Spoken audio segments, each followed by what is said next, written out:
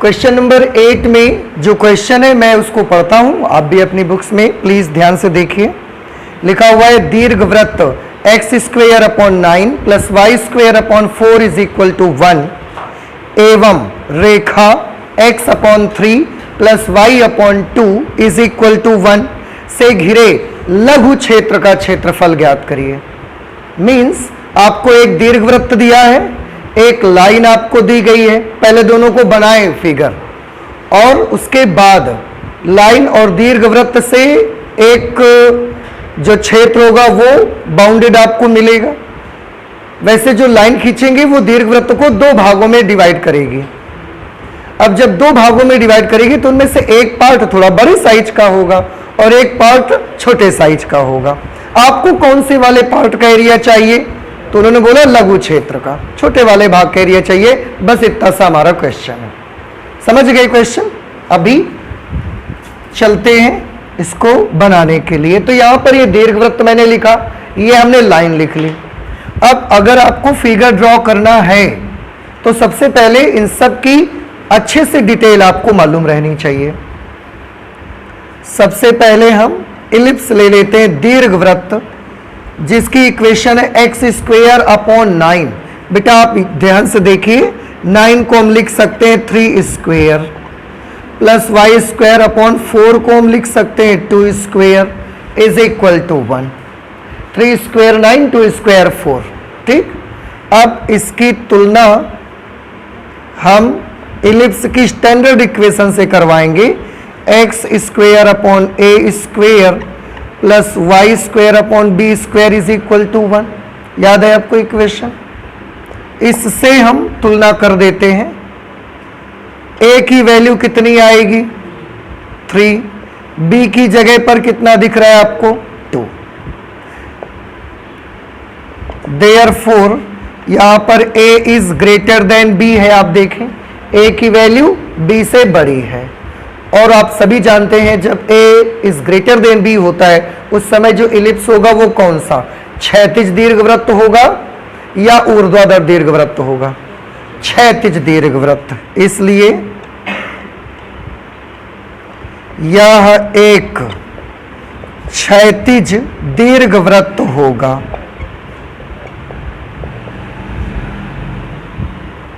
क्षैतिज दीर्घवृत्त, horizontal ellipse.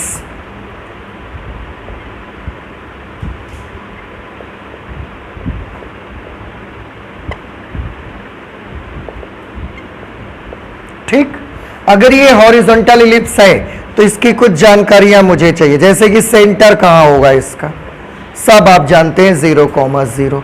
दीर्घाक्ष के सिरे क्या होंगे?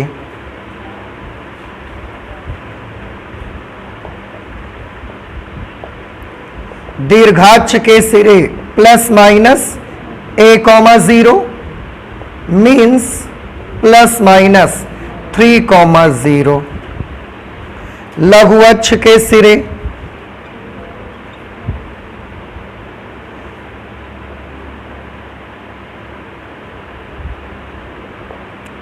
(0, plus minus b means this is equal to 0, plus minus 2। I think कि इलिप्स के लिए बस इतनी जानकारी चाहिए, बन जाएगा फिगर। इलिप्स में बहुत जानकारियां होती, बहुत डिटेल होती है इसकी। अभी हमने इसकी नाभियां नहीं पता लगाई, नियताएं पता नहीं लगाई हमने, और हमने इसकी एक्सेंट्रिसिटी पता नहीं लगाई, उत्केंद्रता। तो अभी हमने बहुत कुछ नहीं किया है, लेकिन क्योंकि हमें सिर्फ और सिर्फ फिगर ड्रॉ करना है तो इतनी जानकारी से ड्रॉ हो जाएगा। हम कॉनिक सेक्शन सॉल्व नहीं कर रहे हैं, हम तो केवल फिगर बनाना चाहते हैं।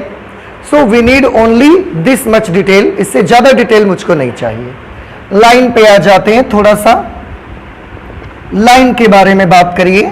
The line is x upon 3 plus y upon 2 is equal to 1। इसकी भी तुलना हम करवा देते हैं। तुलना क्या आप बता सकते हैं लाइन का ये जो फॉर्मेट है ये कौन सा फॉर्मेट है लाइन का? अंतःखंड रूप। Very good. Intercept form. Intercept form generally क्या होता है? x upon a plus y upon b is equal to 1। हम इससे इसकी कंपेयर कर देते हैं। यहां ए की जगह पर 3 और बी कितना आएगा 2, ठीक है। अगर ए 3 है इसलिए रेखा का एक्स अक्ष से कटान बिंदु, यानी कि रेखा एक्स एक्सिस को कौन से पॉइंट पर काटेगी वो हमको पता लगाना है। तो रेखा का एक्स अक्ष से कटान बिंदु क्या होगा, a,0 मीन्स 3,0 और रेखा का y अक्ष से कटान बिंदु 0,b मीन्स 0,2। थोड़ा सा ज्यादा अच्छा है आज, क्यों? आप देखिए यहां दीर्घवृत्त के दीर्घाक्ष के सिरे 3,0, या रेखा का x अक्ष से कटान बिंदु 3,0, लघु अक्ष के सिरे 0, ±2, या रेखा का y अक्ष से कटान बिंदु 0,2। चलिए ड्रॉ कर लेते हैं फिगर। बस इतनी सी ही जानकारी से हम फिगर बना सकते हैं। तो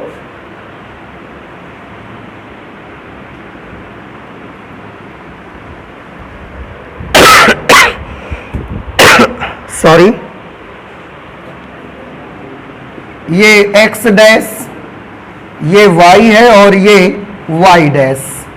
यहां पर आप सभी लोग जानते हैं बेटा कि ये मूल बिंदु होता है और इसे हम O से रिप्रेजेंट करते हैं।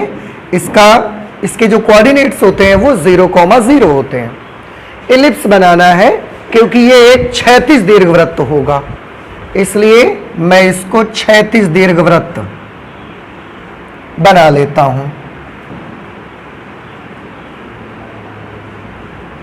समझ गए होंगे कैसा बनना है ये। अब इसका दीर्घाक्ष कहां पर है, एक्स अक्ष पर। लघु अक्ष कौन है, वाई अक्ष। दीर्घाक्ष के सिरे, सेंटर तो 0, 0 पर आ गया, दीर्घाक्ष के सिरे ±3,0 means this is 3,0 and this is -3,0। लघु अक्ष के सिरे 0,2 और दूसरा 0,-2, +-2 है ना, तो ऊपर वाला 0,+2, नीचे वाला 0,-2 बन गया। बस ये एलिप्स बन गया हमारा। लाइन बनानी है अब आपको। लाइन एक्स अक्ष को कहां पर काट रही है, 3,0। Where is the 3,0? This is 3,0। क्या आप देख पा रहे हैं इसको?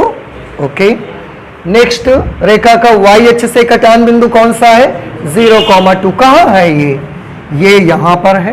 तो लाइन जब पास होती है तो इससे और इससे पास होती है। बस अब हम लाइन बना सकते हैं। दोनों बिंदुओं से गुजरने वाली हम एक रेखा बना देते हैं, ये देखिए, ठीक है। इस रेखा की इक्वेशन बेटा क्या है, इस रेखा की इक्वेशन है x/3 y/2 = 1। इस इलिप्स की इक्वेशन क्या है, दिस इज x² 9 + y² 4 = 1। ठीक है।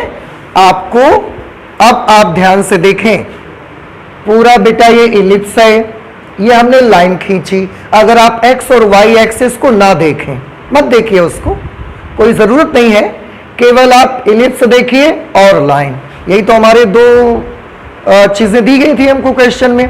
आप इनको देखें तो जब हमने इलिप्स बनाया और हमने एक लाइन खींची, तो इस लाइन ने इलिप्स को दो भागों में बांट दिया है। एक ये वाला पार्ट है और एक इधर का पूरा ये वाला पार्ट है। और according to question we have to find out the area of that portion which is smaller. जो छोटा है उसका तो क्षेत्रफल चाहिए आपको। कौन सा छोटा है, ये वाला पोर्शन छोटा पड़ रहा है या ये वाला छोटा है? ये वाला छोटा है, तो हमको बस इसी का एरिया चाहिए। अब हम इसको थोड़ा सा ऐसा रेखांकित कर देते हैं, हाईलाइट कर देते हैं, ताकि दूर से देख के पता चल जाए that we all have to find out the area of this region. ठीक है। So let give them name. इसका नाम हम ए रख देते हैं, इसका नाम हम बी रख देते हैं। इलिप्स में आपने देखा भी है कि ऐसे नाम रखे जाते थे इनके। हाँ, यहां कुछ बदल के कर सकते हैं आप, सी कर सकते हैं। ओके, तो आपका अभीष्ट क्षेत्र कौन है? रिक्वायर्ड रीजन कौन सा है? आकृति, हाँ, ए सी बी ए, आकृति ए सी बी ए, यही हमारी रिक्वायर्ड फिगर है। इसी का हमको क्षेत्रफल चाहिए। और कैसे चाहिए, शायद अब ये भी आपको कुछ कुछ समझ आ रहा होगा कैसे चाहिए। तो हम एक काम करेंगे, पहले सुन ले फिर हम निकालेंगे। हम क्या करेंगे, इस वक्र से नीचे पूरा ये एक्स एक्सिस तक का एरिया निकाल लेंगे। फिर उसमें इस लाइन के नीचे एक्स अक्ष तक का ये वाला एरिया उसमें से क्या कर देंगे, माइनस, अपने आप ये वाली पट्टी का एरिया आ जाएगा। ठीक है, तो देखिए कैसे लिखेंगे।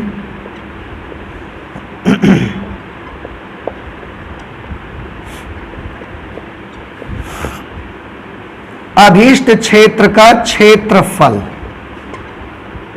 कैसे निकालेंगे? तो हम सबसे पहले लिखेंगे आकृति। बताइए पूरी आकृति का नाम क्या है? ओ ए सी बी ओ, ये पूरा आ जाएगा इसमें, इसमें ये भी आ जाएगा और ये भी आ जाएगा। तो आकृति ओ ए सी बी ओ का क्षेत्रफल माइनस, क्योंकि हमने तो पूरी का निकाल लिया, ये वाला तो हमको नहीं चाहिए, तो इसको नहीं चाहिए तो हटाओ। हटाओ मतलब घटाओ, तो ये वाला घटाओ। त्रिभुज ओ ए बी का क्षेत्रफल घटाओ, त्रिभुज ओ ए बी का क्षेत्रफल हम माइनस कर देंगे। क्लियर? अच्छा, अब एरिया निकालना कैसे है? So we have to find out all the areas with the help of integration. ठीक है, O A C B O, integration of, हम इन दोनों के एरियाज ऐसा वर्टिकल स्ट्रिप बनाकर ही फाइंड आउट करना चाहते हैं। ऊर्ध्वाधर पट्टियां, मान ली इसकी विड्थ कितनी है, dx, तो कौन सा फॉर्मूला लगाना है आपको, y dx। अब ये भी बताइए कि ये y कहां से लाएंगे, कर्व से या लाइन से? कर्व से। Very good. क्यों? क्योंकि ये एरिया इस कर्व के नीचे का पूरा है ना, तो ये वाला y हम वक्र से लाएंगे। और हमारे पास वक्र कौन सा है, दीर्घवृत्त, तो ये हम इलिप्स से लाएंगे, दीर्घवृत्त से। इस वाले क्षेत्र की ओ A C B O limit देखनी है हमको, एक्स अक्ष पे चल के देखना है, तो एक्स अक्ष पे चलना शुरू करिए। ये पूरा एरिया यहां से स्टार्ट है एक्स अक्ष पे और यहां जाके खत्म। यहां पर एक्स की वैल्यू लोअर लिमिट, यहां पर एक्स की value upper limit. So from 0 to 3 minus त्रिभुज ओ ए बी का क्षेत्रफल। वैसे हम चाहें तो ये ट्रायंगल एक राइट एंगल्ड ट्रायंगल है, समकोण त्रिभुज है, इसका एरिया हम 1/2 बेस इंटू हाइट से निकाल सकते हैं, लेकिन हम ऐसा नहीं करेंगे। क्यों? क्योंकि हमको तो समाकलन से निकालना है। तो चलिए समाकलन से निकालिए।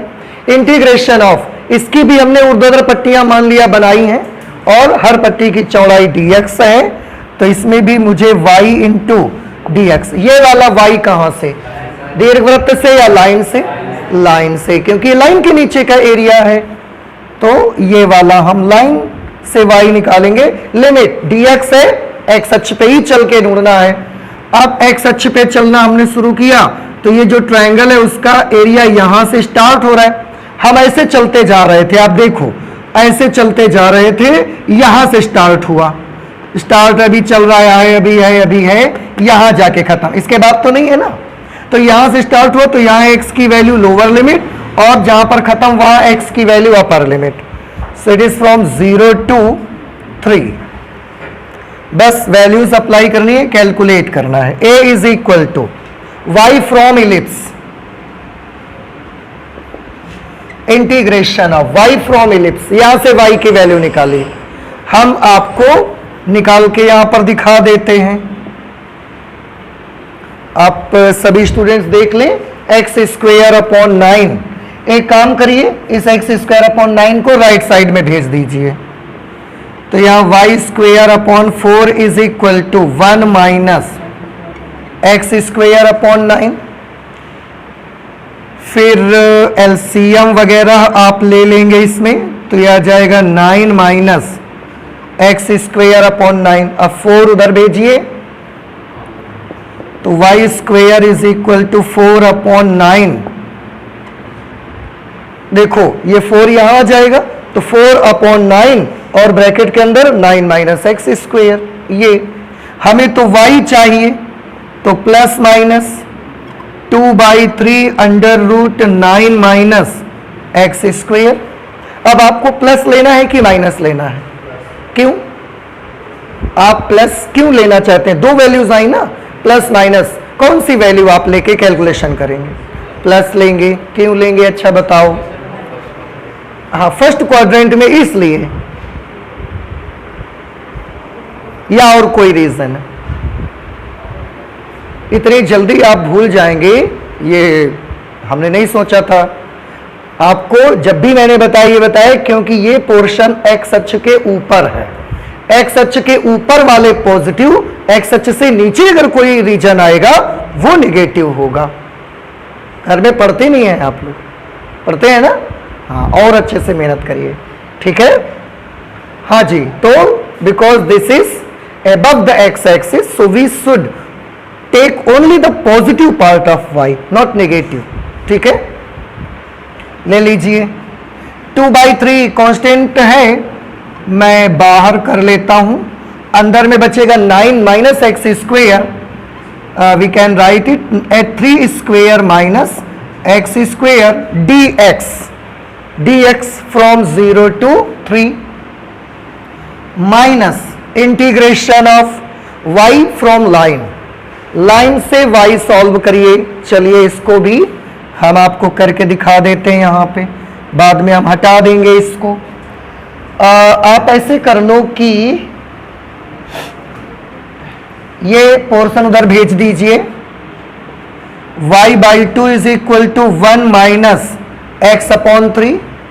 एलसीएम वगैरह लेंगे तो y/2 is equal to 3 minus x upon 3, then y is equal to 2 upon 3 into 3 minus x. Clear? रख देते हैं। इसमें भी 2/3 आ रहा है बाहर, ब्रैकेट के अंदर है 3 minus x dx from 0 to 3, from 0 to 3। ठीक, अब फॉर्मूला अप्लाई करना है मुझे। a is equal to 2/3 integration of under root a square minus x square का फॉर्मूला लगाना रहेगा आपको। Integration of under root a square minus x square का, और अधिकतर क्वेश्चंस में आपने ये फॉर्मूला लगाया है, तो अब तक तो आपको याद भी हो जाना चाहिए इसको। फॉर्मूला होता है सबसे पहले x/2 under root a square minus x square 9 minus x square plus a square by 2। a square means 3 square 9/2 into sine inverse x upon a, x upon 3। समझ आ रहा है आपको? ठीक है, अच्छा आगे चले तो माइनस अगेन 2/3, 3 माइनस एक्स का इंटीग्रल आपको चाहिए। 3 का इंटीग्रल करेंगे 3x माइनस एक्स का इंटीग्रल करेंगे x square by 2, limits from 0 to 3। अब हमने क्या करनी है? लिमिट अप्लाई कर देनी है। अप्लाई कर दीजिए limit. a is equal to 2/3। ये वाला पोर्शन अब हम हटा देते हैं यहां से, क्योंकि इसमें आपने केवल क्या किया है? इससे y निकाला है, इससे y निकाला है, हमने समझा दिया है। कर तो आप भी सकते हैं, इसको हटा दें हम इसे, ठीक है?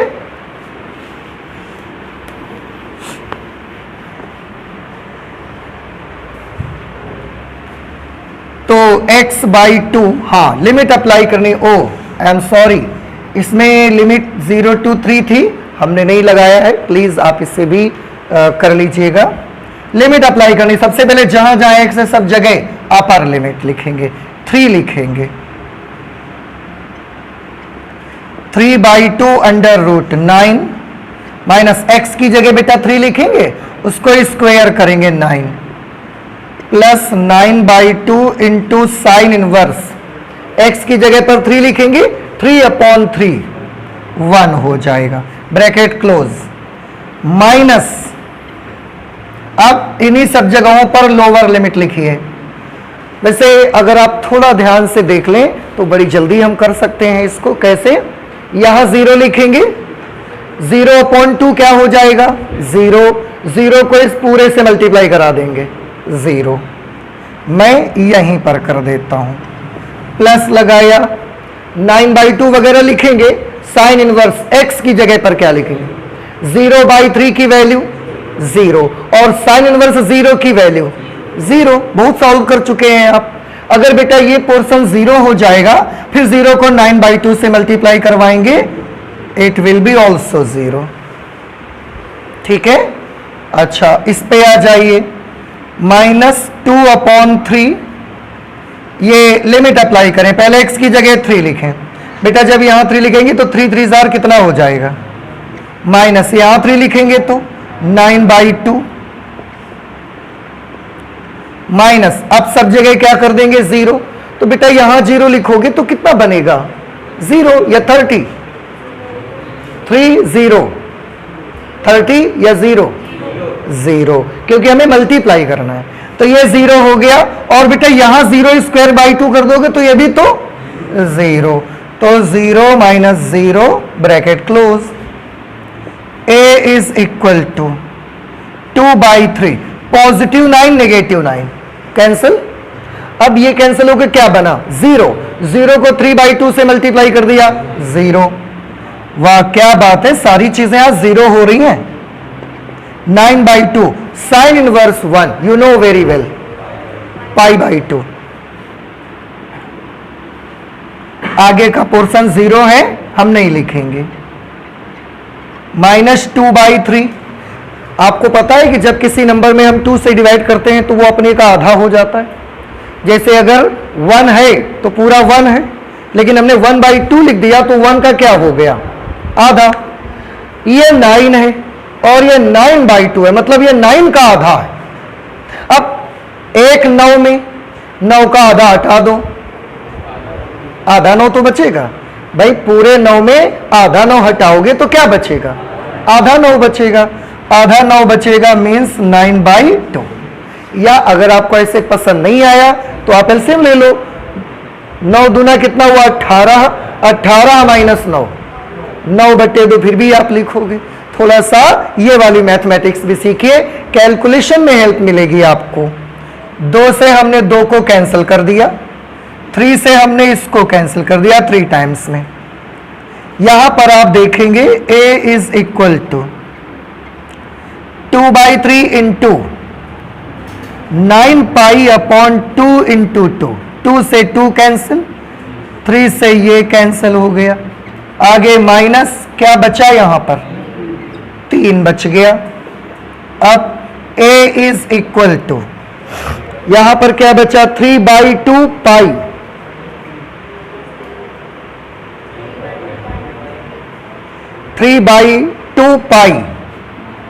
तो 3/2 π -3। बेटा आप चाहें तो 3 कॉमन कर सकते हैं, आंसर में आ जाएगा π/2 -1। इतना एरिया आ जाएगा आपके इस छोटे से पार्ट का। ना समझ आ रहा है आपको? आ गया, नोट कर लें। देखिए इसके बाद आपका जो क्वेश्चन नंबर 9 है, बेटा क्वेश्चन नंबर 9 पे मैं पढ़ता हूं, आप भी गौर से देखिए। लिखा हुआ है दीर्घवृत्त x² + y² + b² = 1 एवं रेखा x/a + y/b = 1 से घिरे लघु क्षेत्र का क्षेत्रफल ज्ञात करिए। आपको बेटा इसको पढ़ के नहीं लग रहा है कि ये क्वेश्चन बिल्कुल से क्वेश्चन नंबर 8 की जैसा ही है? ऐसा ही है ना? तो आपको करना क्या है, मैं एक बार थोड़ा सा यहां पर आपको बताता हूं।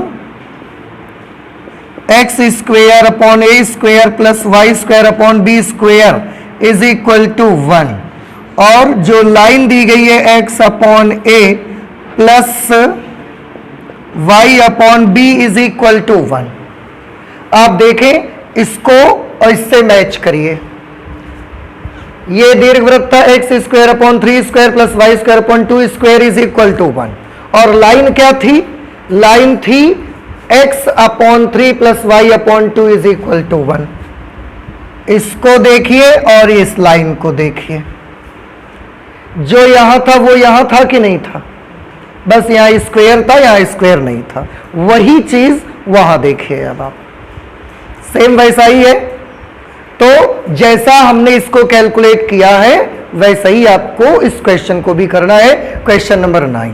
तो मैं इसको सॉल्व नहीं कर रहा हूं, आप उसको कैलकुलेट कर लेंगे। हाँ, एक चीज हो सकती है, आप में से कुछ बच्चे ये सोच लें कि इसमें तो मुझे पता चल गया था कि ए बी से बड़ा है तो हमने 36 दीर्घवृत्त बना दिया था, इसमें तो हमने पता नहीं चल रहा है ए बी से बड़ा है कि छोटा है। तो ठीक है, कोई प्रॉब्लम नहीं है, आप 36 मान के सॉल्व कर लो। क्या कर लेंगे आप उस सिचुएशन पे, मान लीजिए कि 36 ही है और मान लिया कि a is greater than b है, तो हम ऐसे सॉल्व कर लेंगे। तो पूरा का पूरा प्रोसीजर यही लगाना है, इसलिए मैं कैलकुलेट नहीं कर रहा हूं, आप खुद करेंगे। क्वेश्चन नंबर 10 में है बेटा, परवलय x square is equal to y, comma रेखा y is equal to x plus 2 एवं x अक्ष से घिरे क्षेत्र का क्षेत्रफल ज्ञात करिए। बेटा क्वेश्चन नंबर 10 में दिया हुआ है, एक परवलय दिया हुआ है x square is equal to y, एक रेखा भी दी है y is equal to x plus 2 और x अक्ष भी दिया हुआ है। उन्होंने बोला इन तीन चीजों से जो एरिया बाउंडेड होगा, जो रीजन बाउंडेड होगा, उसका एरिया आपको पता लगाना है।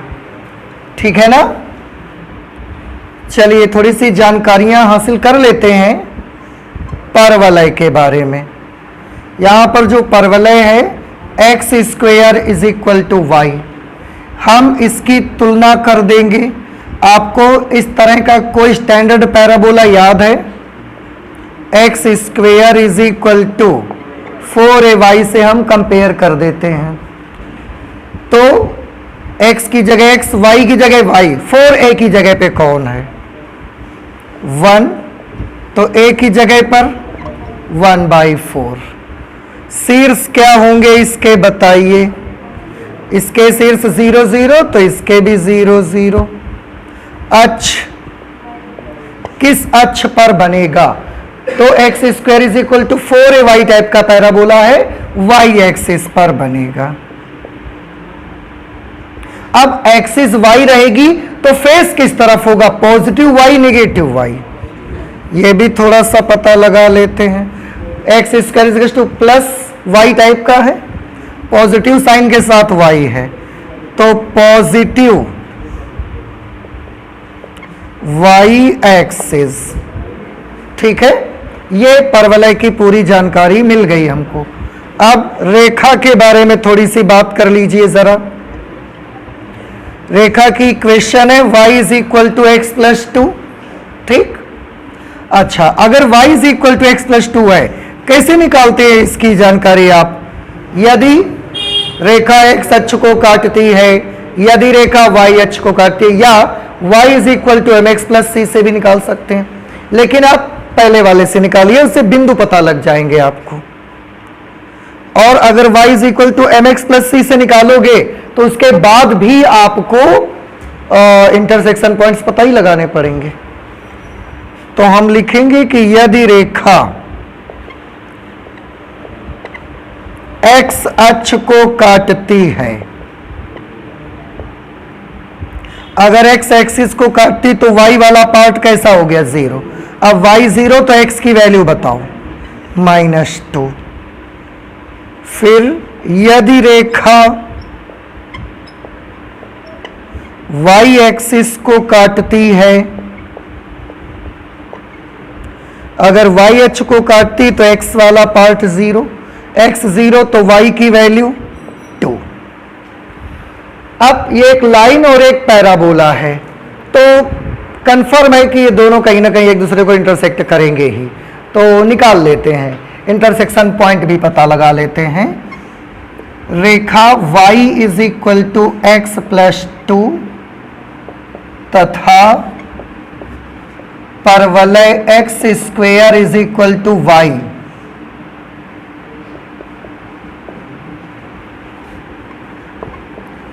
के प्रतिच्छेद बिंदु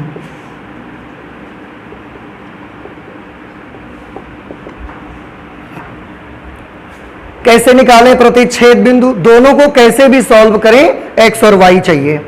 y की वैल्यू x प्लस 2, बेटा यहां पर y की वैल्यू, तो क्यों ना दोनों को इक्वल कर दिया जाए ना, दोनों तो y की वैल्यूज हैं। यहां y की वैल्यू x प्लस 2 है, यहां y की वैल्यू x स्क्वेयर है, दोनों को इक्वल कर दिया गया। अब इसे सॉल्व कर लीजिए। x square minus x minus 2 is equal to 0। Factor करने सबको आते हैं, तो हम फैक्टर नहीं करेंगे। इसकी वैल्यू आएगी x minus 2 into x plus 1 is equal to 0। आप फैक्टर करके देखिए, यही आपको मिलेगा। तो x की कितनी वैल्यूज आ गई? 2। कौन कौन सी?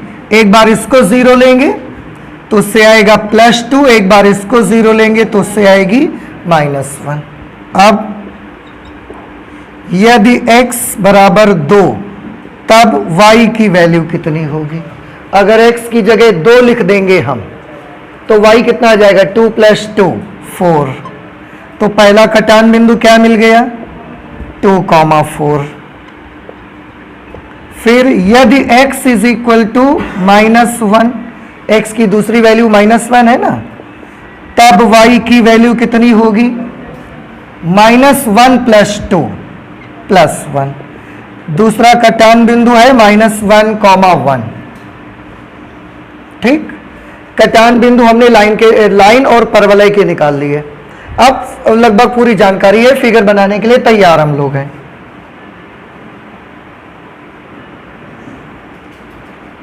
ये x एक्सिस और ये वाली y एक्सिस, उधर y है तो इधर y डैश। ऑरिजिन पॉइंट है 0,0, ओ नाम है इसका, और इसके कोऑर्डिनेट है 0,0। परवलय बनाएंगे शीर्ष 0 0, फेस पॉजिटिव y एक्सिस पे। ये पैराबोला ऐसा बनेगा बेटा, ऐसा।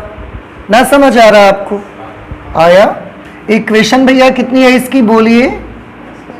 X square is equal to y. Line परवलय बन गया आपका, बस और कुछ नहीं करना।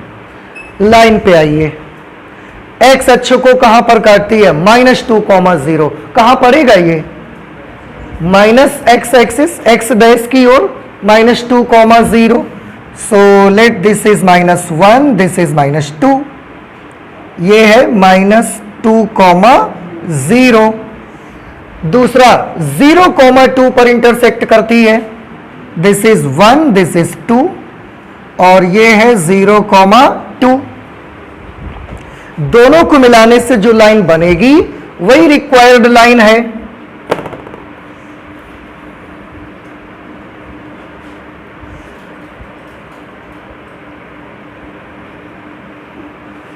हाँ बेटा, इस लाइन की इक्वेशन क्या है भैया? बोलो। y is equal to x plus 2 इस लाइन की इक्वेशन है। क्यों ना मैं यहां लिख सकता हूं क्या इसको? तो लिख लेते हैं, y is equal to x plus 2। This is the equation of the line. ठीक है, अच्छा। हाँ, हमने इससे पहले एक और चीज निकाल के रखी है, that the intersection points of line and parabola. What are these? 2,4 and -1,1.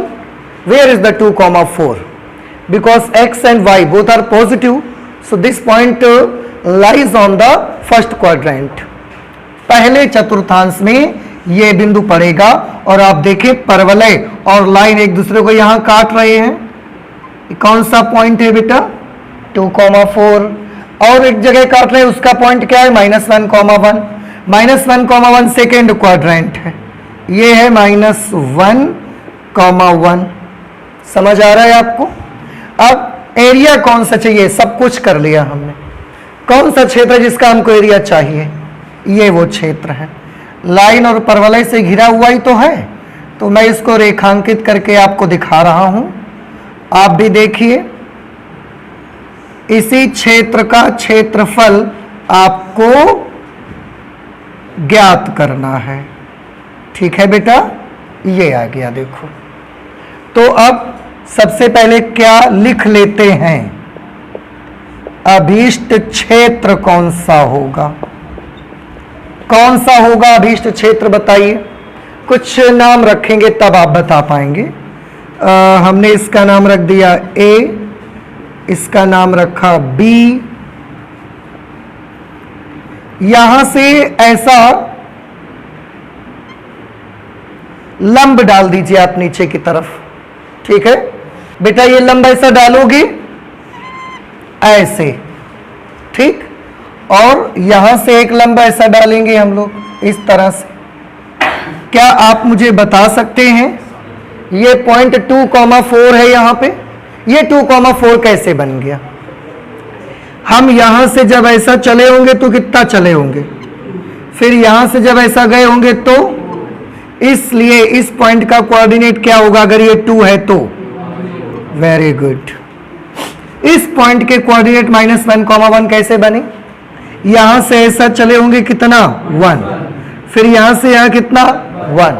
अब हमने जो पहले बनाया था वो तो हमने 1 इसको बनाया था, और अब हमारा 1 कहां पर आ रहा है?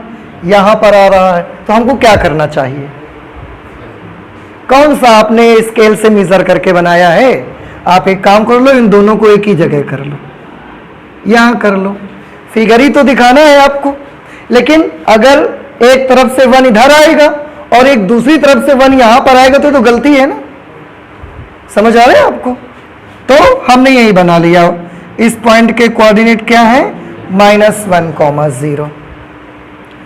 अभीष्ट क्षेत्र में इसका नाम हम डी रख देते हैं। बस अब आप बता सकते हैं अभीष्ट क्षेत्र कौन सा होगा। अभीष्ट क्षेत्र शुरू करिए कहीं से।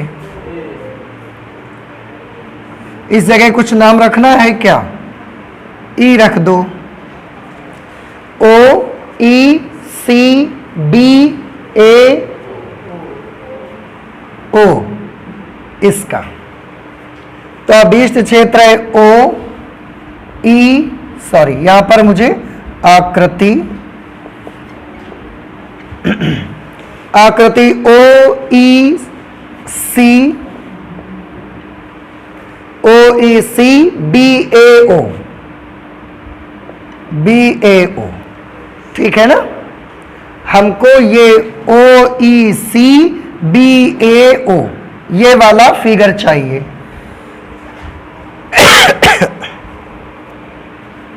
ये हमको इसी का क्षेत्रफल चाहिए। तो चलिए अभीष्ट क्षेत्र का क्षेत्रफल कर लेते हैं।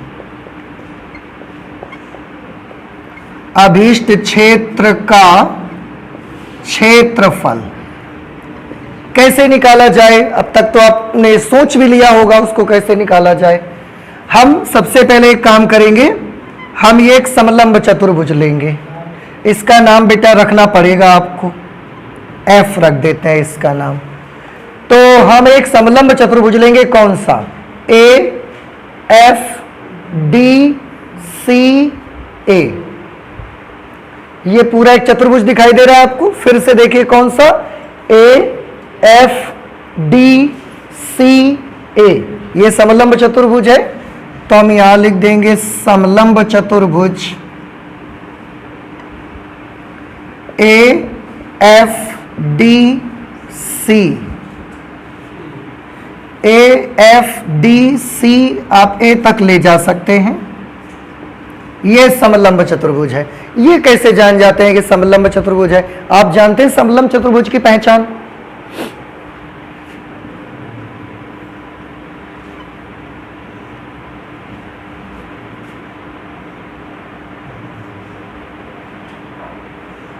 दोनों में से कौन सा है समलंब चतुर्भुज?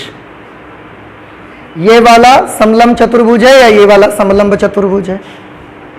बताइए। ये वाला है, ये नहीं है। तो ये वाला है, कौन सा है? ये वाला है, समलंब चतुर्भुज, ट्राइपेजियम कहते हैं अंग्रेजी में इसको। जल्दी से बताइए भाई, समलंब चतुर्भुज किसको कहते हैं? देखते हैं कितना पढ़ते हैं आप घर में। पहला वाला समांतर चतुर्भुज है, दूसरा वाला समलंब चतुर्भुज है। अच्छा, और कोई बताना चाहता है? जल्दी बताइए भाई, नहीं पता? सुन लीजिए, समलंब चतुर्भुज हर वो चतुर्भुज है जिसकी कोई भी आमने सामने की दो भुजाएं समांतर हों। पहचान समझ में आया? हर वो चतुर्भुज समलंब चतुर्भुज है जिसकी कोई भी दो आमने सामने की भुजाएं समांतर हों। इसकी ये वाली दो आमने सामने की भुजाएं समांतर हैं, ये भी समलंब चतुर्भुज है। इसकी ये दो आमने सामने की भुजाएं समांतर हैं, ये भी समलंब चतुर्भुज है। उस पे आप ये मत देखिए कि ये छोटी और ये बड़ी है, हमने छोटी बड़ी की बात नहीं की है। I am telling about that this two sides should be parallel to each other. उन दोनों को समांतर होना चाहिए। बड़े छोटे का मैंने तो जिक्र भी नहीं किया ना इस पे। अभी भी नहीं समझ आ रहा है आपको?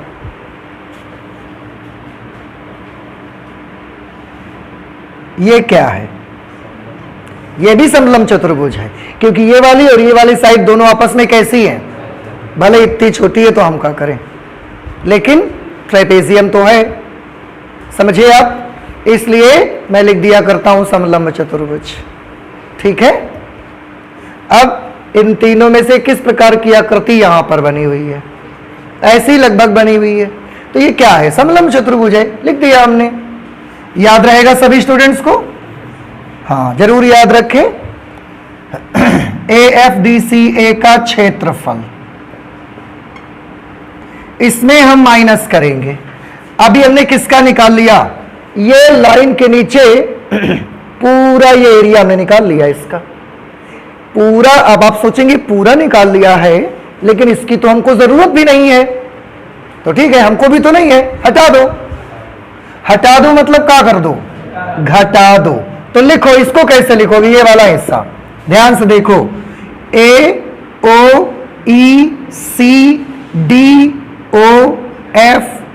तो ये और ये सब उस पे आ गए।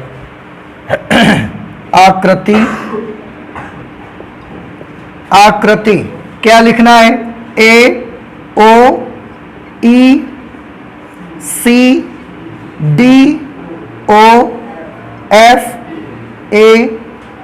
का क्षेत्रफल। जब हमने ऐसे लिखा तो उसमें ये वाला हिस्सा भी आ गया और ये वाला, दोनों हिस्से उसमें से आ गए। अभीष्ट क्षेत्रफल, क्षेत्र का क्षेत्रफल हम A मान लेते हैं।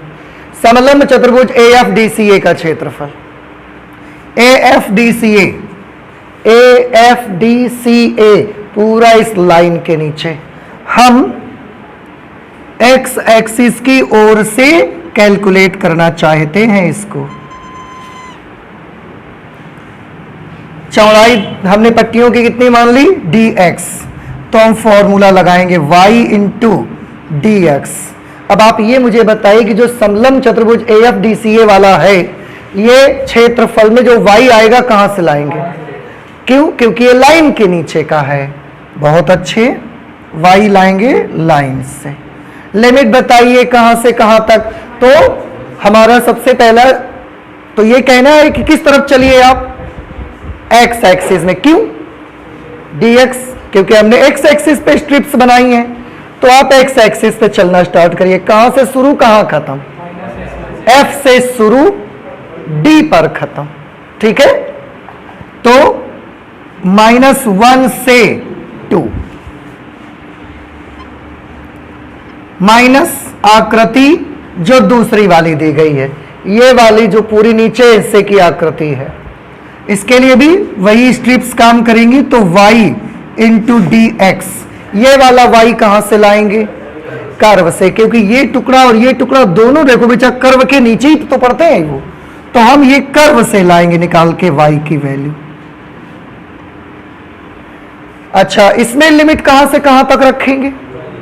वही, क्योंकि ये यहां पर भी है, यहां पर भी। यहां शुरू करेंगे तो यहां से स्टार्ट, डी पर खत्म, -1 to 2। अब वैल्यूज अप्लाई करिए। y from line, sorry y from line x plus 2 dx from -1 to 2 minus y from curve x square into dx from -1 to 2। बस इंटीग्रेट करें, x को इंटीग्रेट करेंगे x स्क्वेयर बाई 2 का क्या होगा 2x from -1 to 2, x square का integration करेंगे x cube upon 3 from -1 to 2।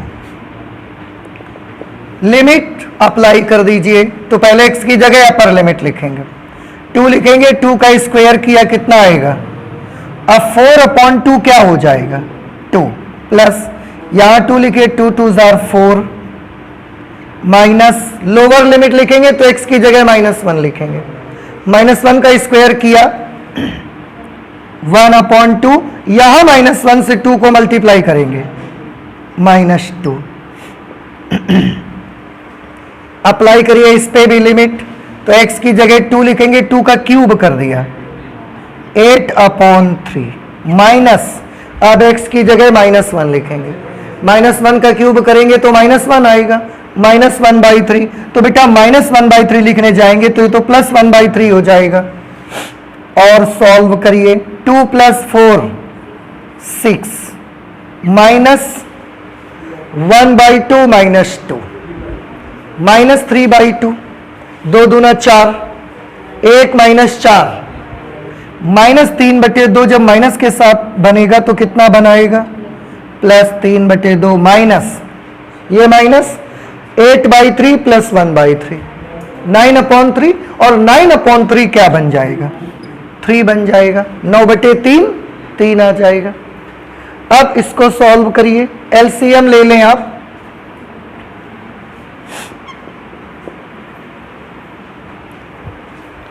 देखो सॉल्व करने के बहुत इजी मेथड हैं, आप चाहे जैसे कर लो। अगर आप थोड़ी सी अपनी व्यवहारिक गणित का यूज करते हैं तो बहुत तेज आंसर आ जाएगा। ये क्या है 6, 3/2 क्या है 1.5, 1.5, तो 6 में 1.5 जुड़ा कितना बना 7.5, 7.5।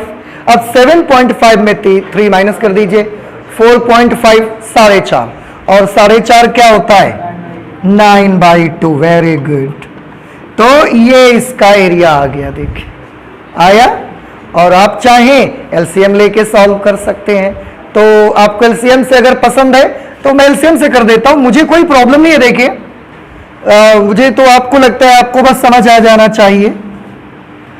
एलसीएम कितना आएगा बेटा 2, 1 से 2 को डिवाइड करें कितना आए, कितनी बार में 2, 2 को 6 से मल्टीप्लाई कर दिया 12, प्लस 2 से 2 को डिवाइड किया 1, 1 से 3 को मल्टीप्लाई किया 3, माइनस फिर से 1 से 2 को डिवाइड किया 2, 2 से 3 को गुणा कर दिया 6, 12 और 3 15, 15 में से 6 चले गए 9/2। तो जैसी आपकी इच्छा, आप चाहें तो आप इससे सॉल्व कर सकते हैं, डायरेक्ट आप चाहें तो आप इससे सॉल्व कर सकते हैं। अगर आपको ऐसा लिखना पसंद नहीं है तो हटा देते हैं भैया, ठीक है।